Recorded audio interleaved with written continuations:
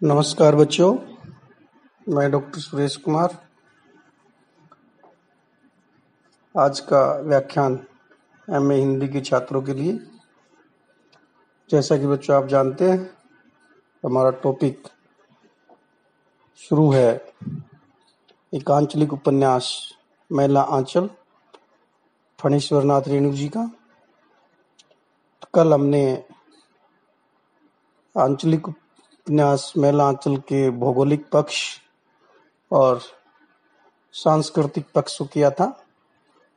तो जैसा कि बच्चों मैंने ऑडियो 11 में बताया था कि आंचलिक उपन्यास में रचनाकार जीवन के सारे पहलुओं को, चाहे वो राजनीतिक हो, सामाजिक हो, आर्थिक हो, यथोचित स्थान देता है। तो इसी उसमें आगे बढ़ते हुए तो आज का हमारा विषय है मैला आंचल में सामाजिक जीवन, या जिस जनपद का उपन्यासकार ने वर्णन किया है, जिस क्षेत्र का वर्णन किया है, वहाँ की सामाजिक स्थिति, सामाजिक जीवन कैसा था, उसके बारे में हम बातचीत करते हैं। तो विषय है आज का मैला आंचल में सामाजिक जीवन। सामाजिक जीवन में बच्चों आप जानते ही हैं, हम बात करेंगे जाति व्यवस्था की, नारी की भूमिका की, नारी के स्थान की, धार्मिकता की या धार्मिक विकृतियों की, या समाज में व्याप्त अंधविश्वासों की, आडंबरों की। तो प्रथम जो हम लेते हैं, शुरू करते हैं जाति व्यवस्था से शुरू करते हैं। तो सामाजिक जीवन में प्रथम पॉइंट हमारा जाति व्यवस्था से। जाति व्यवस्था भारत के किसी भी सामान्य गांव के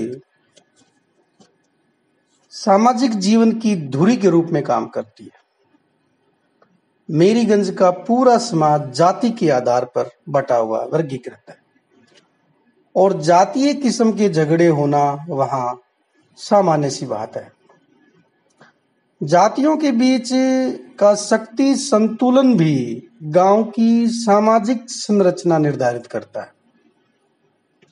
उपन्यासकार उपन्यास के आरंभ में ही इस बनावट को, इस संरचना को स्पष्ट करते हुए कहता भी है कि गांव में 3 प्रमुख दल हैं, कायस्थ, राजपूत और यादव। ब्राह्मण अभी भी तृतीय शक्ति है। गांव के अन्य जाति के लोग भी सुविधानुसार इन्हीं 3 दलों में बटे हुए हैं। ये जातियां न केवल शक्ति संतुलन का आधार है, बल्कि इनमें एक दूसरे के प्रति गहरी घृणा भी विद्यमान है। उपन्यासकार ने जातीय घृणा के प्रसंगों को ज्यादा तवज्जो नहीं दी है, तथापि कुछ एक प्रसंगों में घृणा की यह भावना स्पष्ट रूप से दिखती भी है, और उन्होंने 1-2 जगह पर इसका वर्णन भी किया है। एक ऐसे ही प्रसंग में जोतकी ये वहां की भाषा का शब्द है, और इसका हमारे हिंदी में अर्थ है ज्योतिषी। जोतकी काका सोचते हैं। क्या कहते हैं इस प्रसंग में, सुनिए। यादव लोग बार बार लाठी भाला दिखाते हैं। राजपूतों के लिए डूब मरने की बात है। अकेले यादवों की बात रहती तो कोई बात नहीं थी। इसमें कायस्थ समाया हुआ है, मरा हुआ है। कायस्थ भी विष आता है। तो ये था बच्चों सामाजिक जीवन। इस प्रसंग के साथ सामाजिक जीवन को, जाति व्यवस्था को, सामाजिक जीवन में जाति व्यवस्था। अब जाति व्यवस्था के बाद हम बात करते हैं नारी का स्थान भी। यद्यपि मैला आंचल में नारी को नारी की सामाजिक स्थिति पर विशेष रूप से रचनाकार ने ध्यान तो नहीं दिया है, लेकिन 1-2 जगह पर इसका वर्णन जरूर किया है। कई प्रसंग ऐसे मिलते हैं या उन्होंने चलते चलते टिप्पणियां की है जो नारी को परतंत्र व निम्न स्थिति में व्यक्त करते हैं। किसी भी घर में यदि आर्थिक अभाव हो तो, आर्थिक यानी आर्थिक स्थिति ठीक ना हो तो पुत्र और पुत्री में से पुत्र पर ही धन खर्च करने को ठीक समझा जाता है। उपन्यास में एक प्रसंग ऐसा है जहां एक रोगग्रस्त युवती के पिता इस अंतर को इन शब्दों में व्यक्त करते हैं, हुजूर, लड़की की जात बिना दवा दारू के ही आराम ठीक हो जाती, यानी उसे आराम मिल जाता है। तो ये प्रसंग है, लड़की की जाति बिना दवा दारू के ही आराम हो जाती है, लेकिन बेचारे बूढ़े का इसमें कोई दोष नहीं है। सभ्य कहलाने वाले समाज में भी लड़कियां बला की पैदाइश समझी जाती है। सामाजिक मान्यताएं ऐसी हैं कि नारी को प्रायः विश्वसनीय नहीं माना जाता।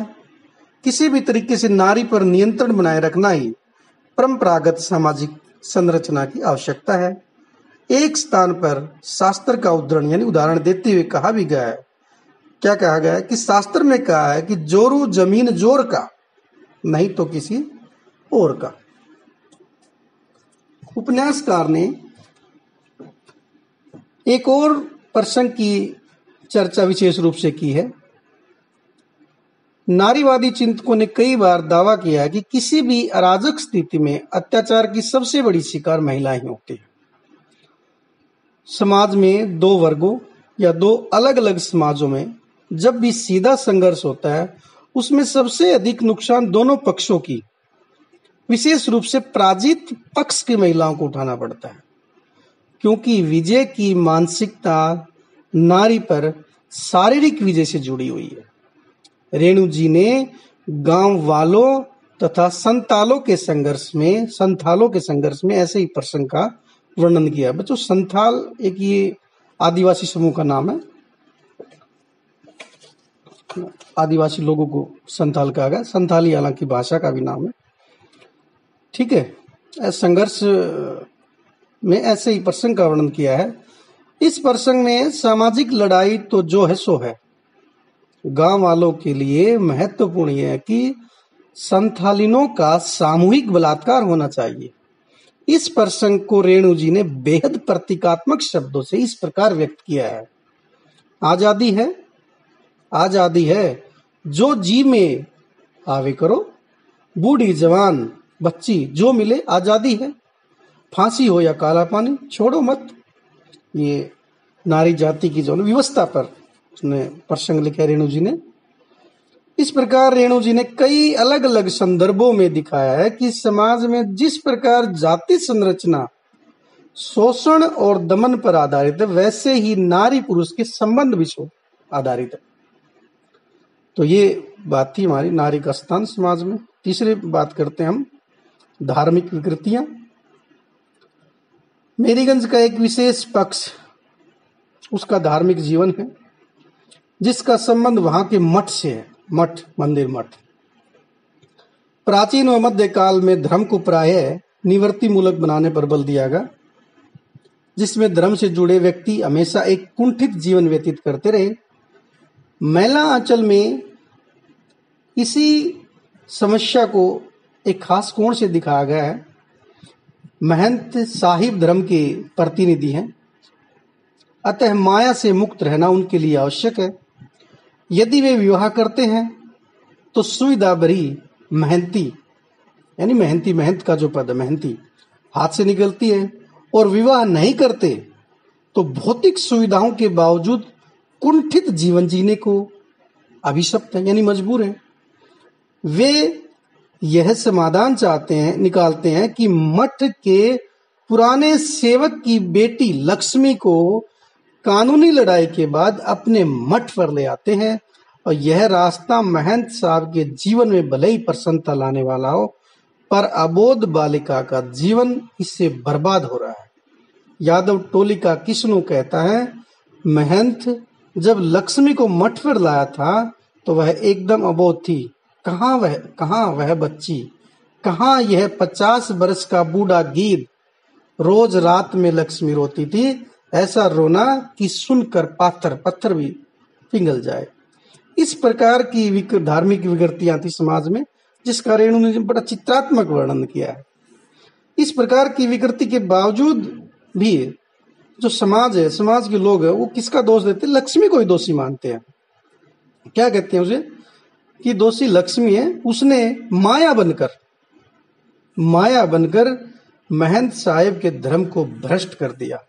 और इस प्रसंग पर रेणु ने व्यंग्य भाषा में लिखा भी है कि चढ़ती जवानी में सतगुरु साहेब की दया से माया को जीत कर ब्रह्मचारी रहे। चढ़ती जवानी में सतगुरु साहेब की दया से माया को जीत कर ब्रह्मचारी रहे।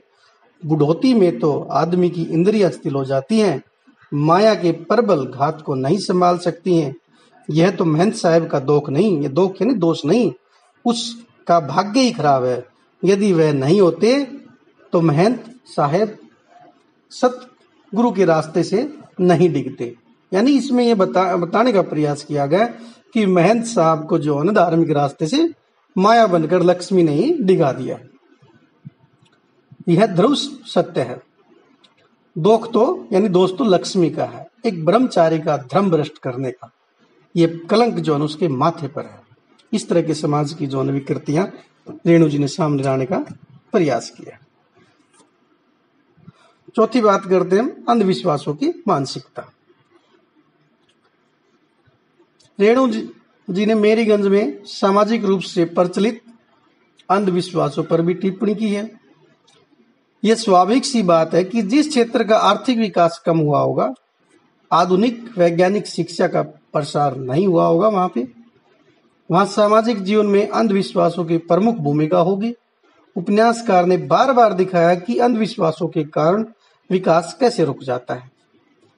डॉक्टर प्रशांत गांव को बचाना चाहते हैं, किंतु गांव के ही ज्योतिषी काका अंधविश्वासों के कारण उनका सक्रिय विरोध करते हैं। और उस ज्योतिषी का कहना है कि डॉक्टर लोग ही रोग फैलाते हैं, सुई भोंक कर देह में जहर दे देते हैं, आदमी हमेशा के लिए कमजोर हो जाता है, हैजा के समय कुआं में दवा डाल देते हैं, गांव का गांव हैजा से समाप्त हो जाता है। इन्हीं अंधविश्वासों के खतरनाक परिणाम क्या होते हैं, यह रेणु जी ने कमली और पार्वती की मां के माध्यम से दिखाया है। कमली को इसलिए बीमारी हो गई कि 3 बार उसका रिश्ता टूट जाता है और लोग उसे अपशकुनी मानते हैं। यदि सारा समाज किसी व्यक्ति को अपशकुनी मानने लग जाए तो वह व्यक्ति वास्तव में मनोरोगी हो जाएगा, इसमें कोई संदेह नहीं है।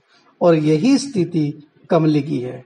पार्वती की मां का जीवन ही अंधविश्वासों ने ले लिया, यानी इन्हीं अंधविश्वासों ने पार्वती की मृत्यु हुई थी।